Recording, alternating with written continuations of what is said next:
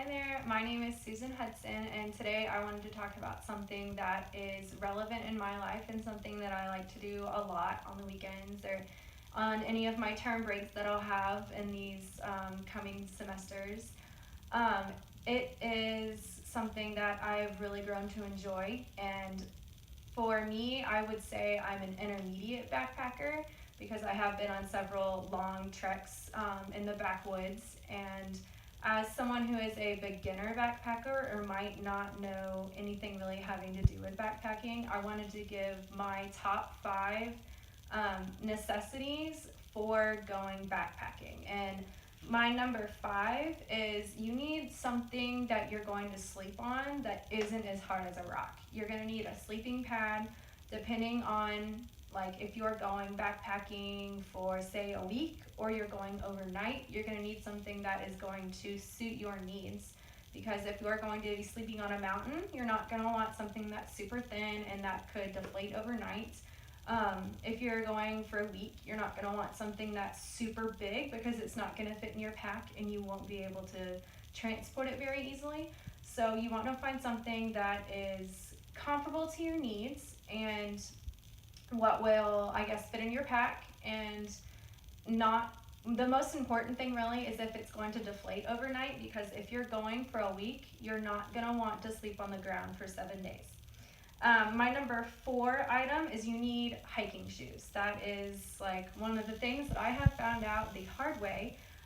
You need to find hiking shoes that have the high ankles, because if you're going through tough streams or if you're going over boulders or a really big rocky area, your ankles are going to roll and twist. And I found out the hard way that you do need to have even shoes that will lace up higher to keep your ankle stabilized, because most tennis shoes do not have this ankle stabilization and you will have very sore ankles by the end of your trek, however long that may be.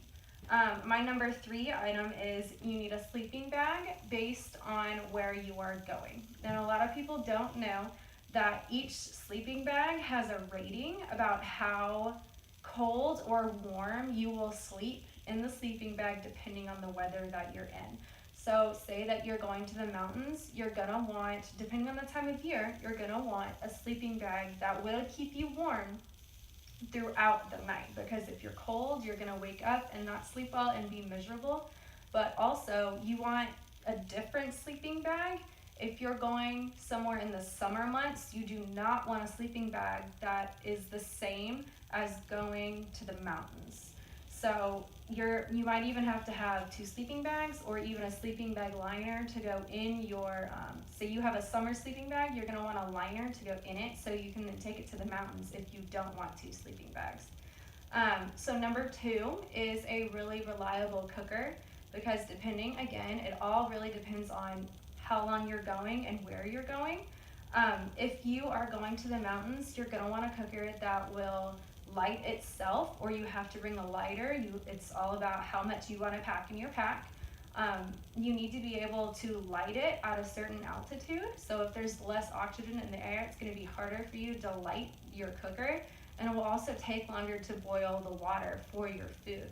So regardless of what kind of food, if you've cooked it yourself or if it's out of a bag, you want to make sure that your cooker will fit in your bag and it's not going to take up too much room, because I mean, in all honesty, you're going to need other stuff more than you will just an attachment to your gas tank so you can cook. So you need to make sure it's small enough, and you need to make sure it's going to suit your needs for whatever meal you're trying to cook.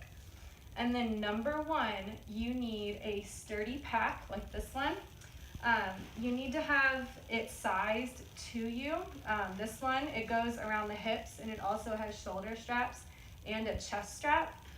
If you do not have a backpack that is sized to you, and if it's too big, you will end up hurting your back because you're going to end up stuffing too much in your pack, and it's not going to fit your hips or your shoulders correctly, and you're going to wear out your back and all of your musculature very quickly.